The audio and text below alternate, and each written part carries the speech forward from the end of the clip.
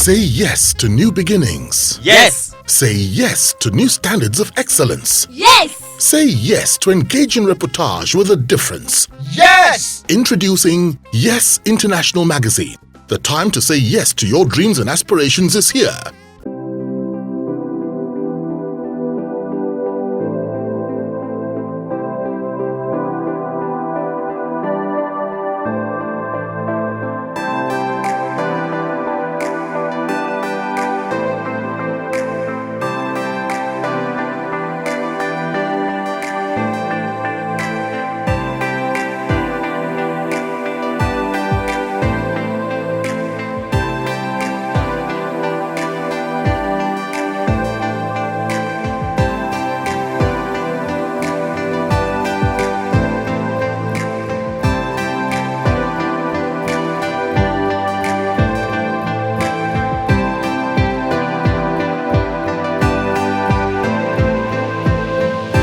I will take you back a little. Earlier on you were saying something about, people combining acting with other things. Are you saying that actresses or actors generally can live off acting alone without having any other thing that they do?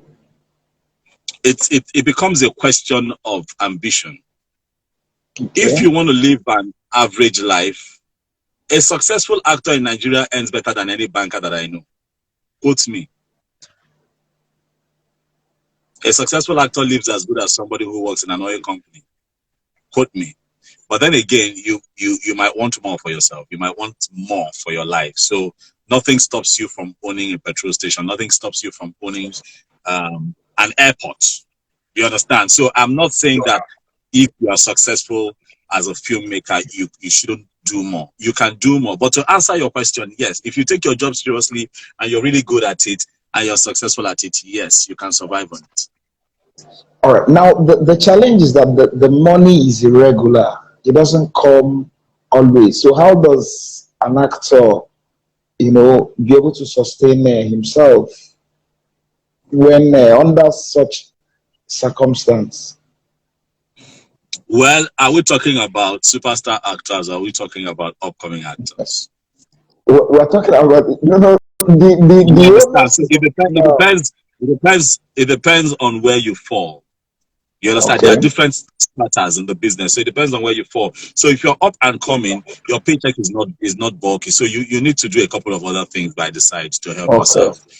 But if you're at the top of your game, trust me, to survive off your acting paycheck, that's okay. I got comfortable as an actor financially, but I got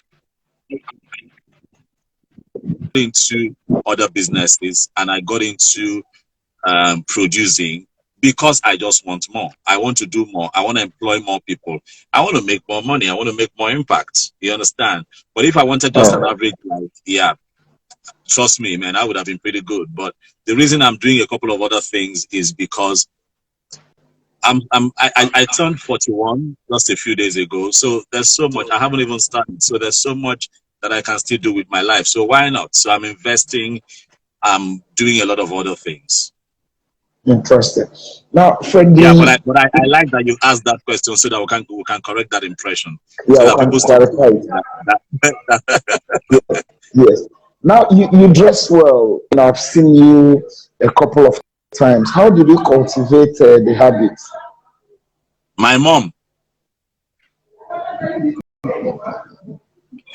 For the Nigerians in the house, yeah, there's a place called Balogun Market in Lagos.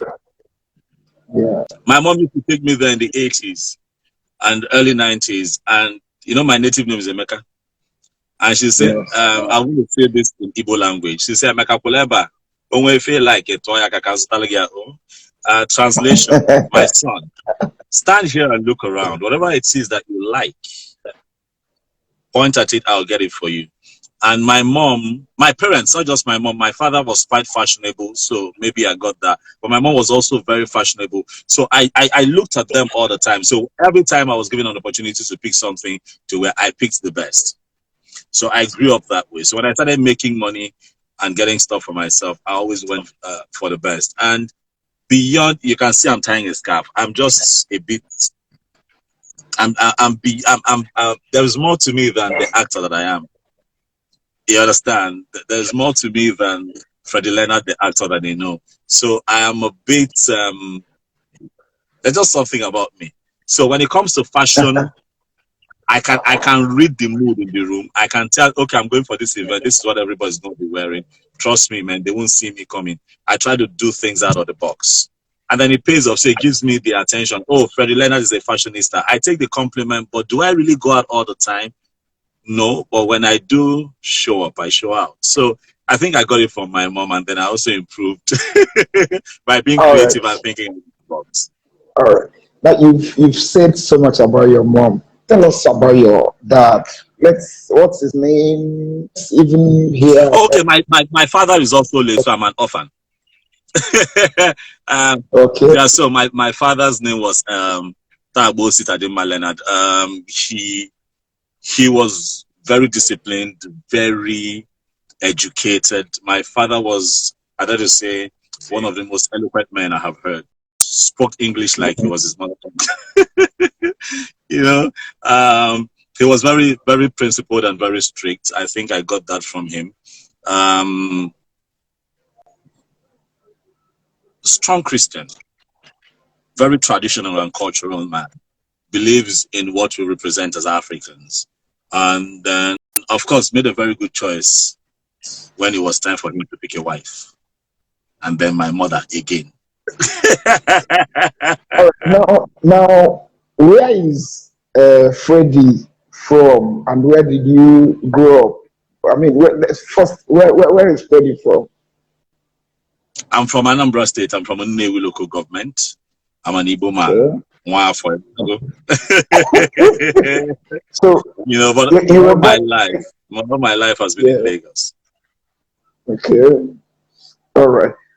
Now, I don't know whether you've noticed, 99% of the people who are commenting here are rolling over you. They are in love with Freddie. They are this one. They are that one. They are that one. So, as a very handsome man, how do you cope with female attention? Well, it's humbling. It is humbling because really, it's a privilege, you know, to get compliments every day. Oh, how you look, how you sound. It's quite humbling. It touches me in a special way. I try to cope. I try to respond to messages as much as I can. I try to be cordial. You cannot marry everybody. You cannot date everybody, but you can be cordial to all. For me, it makes me smile. It makes me feel good. But I also thank God for the grace. Yes, I dare to say that I'm one of the most good-looking men around, if I have to say that myself. But I'm not the most good-looking man in the world. So that again humbles me, and it makes me understand. Look, Oga, as much as you're being appreciated, you have to reciprocate, appreciate other people. It's not easy for people to take time of their very busy schedule and leave you a message and say, hey, we love you. So I really love them right back. My fans, they're here. They know I don't joke with them. I set up a page called Freddie Nation because of them, you know, because I really love them and I love how they love me. And really, the truth is, my fans have brought me this far. The fact that they always want to see my work, the fact that they pray for me, they put up posts about me, they have nice things to say about me. It has given birth to the brand called Frederick Leonard, you know, and then the guys have also joined in. So you see my fellow guys telling me, oh, Frederick, I'd like to be like you when I grow up. Oh, Frederick, keep doing what you're doing. The Lord will bless the works of your hand. Oh, Frederick, you're a mentor. Have a master class, you know, teach the young ones. You know, like I'm beginning to have a lot of guys who are now the work that I do. If you know what I mean. Yes, I do. Now, is Freddie married or you're still single? Freddie is not married, but I'm not searching. I'm taking. Okay, Freddie is taking. I'm taking. Yes, I'm in a relationship. I'm not single. I'm taking. Okay. I'm not married. Yeah. But you're taking. What is your take on love? Love means a lot of things to different people, man, but it's a very simple principle for me. Give what you want to receive. Hmm.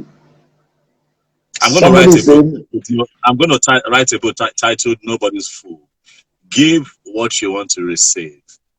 Love the way you want to be loved. Stop making your relationship a game of chess. I put it up the other day. I said, what logic cannot fix, wisdom will fix. All right. hmm, If you meet someone that's that deep. you really, really love, do not take out your past experience on them. Just go in, give it your best, bring God into your relationship if you know God, and just give it your best shot. If the other person does not reciprocate, walk out. Is the person's loss. But don't be there and start playing a game of chess. Love is All a right. beautiful thing. It makes you live longer if you play it right. Hmm. Someone says that they are heartbroken that Freddie is taking and stuff and stuff that they didn't come on that. And someone says I should find out from you whether Freddie has kids. No, I'm waiting. I'm waiting to get married to have kids. Yeah, it's Okay. like I said. I'm very principled. I'm waiting to get married. I don't have kids out of wedlock unless somebody shows up and say, "Oh, Frederick in 1982 we had something." I'm gonna go like, fine. Let's go for a DNA test. You see, but but yes, I love kids, but I've always wanted to. Again, what I saw growing up. You know, my I was born in wedlock. I have nothing against people who have kids out of wedlock. The world is changing. We're evolving as a people. I get it, but I'm holding to my principles. I want a family. I want a family, Interesting. and I think that I have the rights to want what I want. Interesting. So when I get married, kids would follow by the special grace of God. Interesting. I don't know whether anybody has told you this that you look so much like Oliver the Cook. Have Ah, you? I haven't heard that before. I was just thinking before he Yeah, died. You look so but much but like but him. yeah, but I'm a big fan though. I'm a big fan. Okay. Most times when people see me in my car bopping my head to a sound, they think I'm listening to the contemporary. No, I love Oliver the Cook. I still play the Osadebes today. Jim Rex Lawson. These are songs that I grew up with. I'm old school. So I'm a big Interesting. fan. Interesting. Interesting. Now, if you hadn't taken to acting, what other profession would you have gladly gone into? Aviation. Aviation. I would Aviation. have loved Okay. to be a pilot. All right. Now, what is the nicest thing that you've had people say about you? You're phenomenal. I love that. I love that. So, what is the worst thing that you've had people say about you?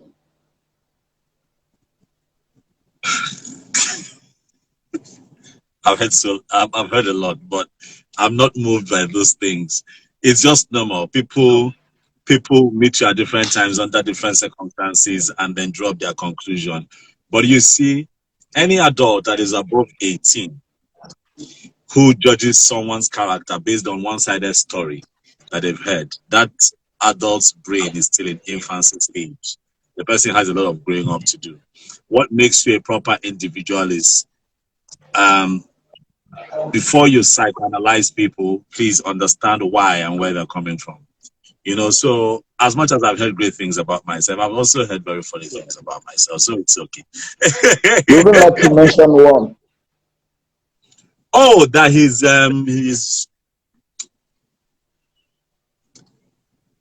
he likes to feel like a chairman, that he's like this. That he's All full of right. that Frederick, I know he's full of himself. And I don't know, like close up toothpaste have not given me an ambassadorial deal. So I don't know if I'm supposed to be walking on the street like this. I'm not interested in politics. I'm not running for a public office. So hey, let me be myself. Ah, Just like you have bad days yes. and good days, you also have bad days too. So hey, so if you catch Yes. me at the wrong Yes. time, it doesn't mean I'm a bad person, but you know. Yes. Now, because of your good looks, and amazing dress sense, some people have this belief, that you're a playboy. What do you say Okay, to I think them?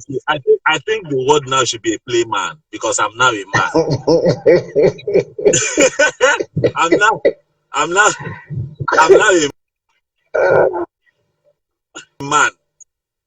You know, I think the word now should be I'm now a man. So Your line is so okay. so Okay, so they should leave but Playboy and anyway, follow to answer Playboy.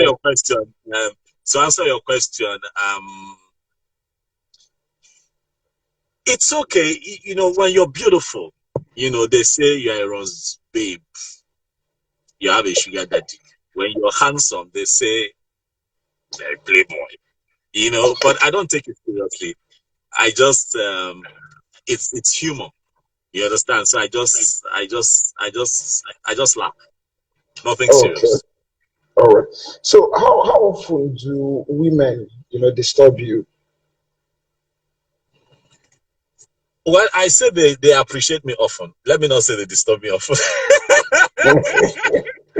Very often, as a matter of fact. Very, very often, as a matter of fact. Very often, I am appreciated. Okay. All right. Now, what are the new things that your fans should expect from you? Um, I am. If they notice, yeah, I'm beginning to do more African stories. If they have noticed, so they should expect me telling more African stories.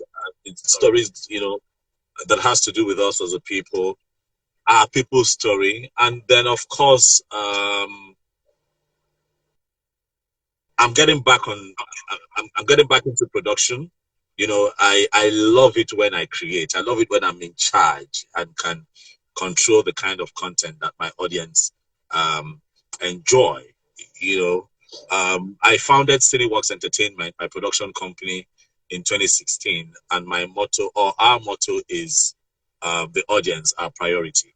So they should expect very good movies of the stables of Cineworks Entertainment, movies that would elevate, entertain, educate, inform, and entertain again. I take my audience very seriously. So yeah, 2021, would give birth to a lot of beautiful things for all of us. Interesting. So, what has been the greatest lesson that life has taught you? That you don't have time. Hmm. You don't have a lot of time. You don't have as much time as you think you have here. No, you don't. We don't. Nobody's getting out of here. Nobody's getting out of here alive. So you don't have a lot of time, honestly. And if I have to add to that, man, do you stop thinking of what anybody thinks of what opinion people have about what you want to do. It actually holds people back. A lot of people, have failed in life because they don't want to start something because people will criticize that which they have started. And forgetting that the truth is anyone who notices what you're doing is jobless. I'm sorry. That's the psychology. You have two kinds of people in this world, you know, players and spectators. And if you go to the stadium, the players are sweating it out, doing some good work, trying to score goals and do stuff. And the people sitting down doing nothing are just there gossiping, laughing. You know, play that ball well. Why no that? Why no score? Why no talk? So that's life. So you have players and spectators, and you are not going to give a lot of space, what the spectators are saying. So because you don't have a lot of time, you don't have a lot of Okay, time, you don't have a lot of time. So time is really, really short. So do the best that you can, live your best life, be impactful while you're here. I do not think that it was God's intention for us to just come and walk through the surface of the earth without improving on what He's giving to us. interesting. Yeah, now, what is your personal definition of acting?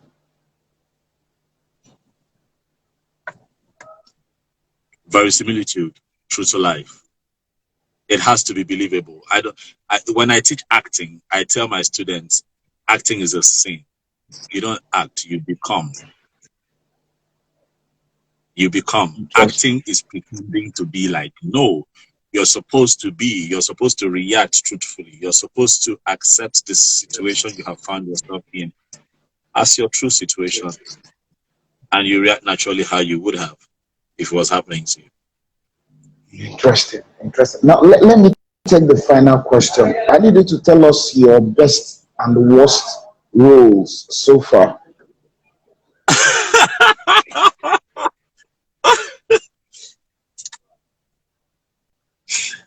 I would not say I have worst roles, because if it's not good, I won't even accept it in the first place.